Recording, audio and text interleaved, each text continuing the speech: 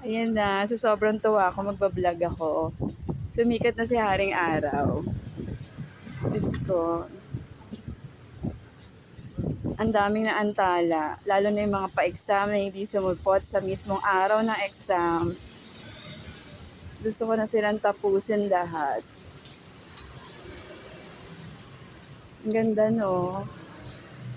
Gusto ko to. Naalala ko nung 2005 ako na beat as a local reporter dito. Yun yung election na,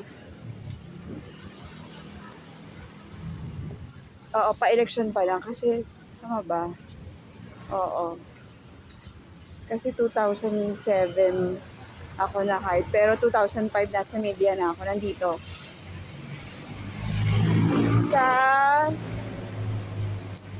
Macra. Ayan. Alala ko. Pag mga pagbabagyo nun, may suspension sa city. Ingit na ingit ako. Kasi sa private, di ba buo ang bahay? Ay, sa private, pagka wala kang pasok, no work, no pay.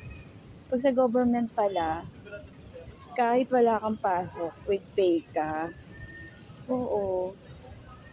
Awa ng Diyos. Hindi ko to pinalalangin na ibinigay. Ang gusto ko lang magkaroon ako ng trabaho na ayoko na sa media. Ganun lang. Ayan, na tirik ang araw. Tuwan-tuwa ako. Punta ako ng SM.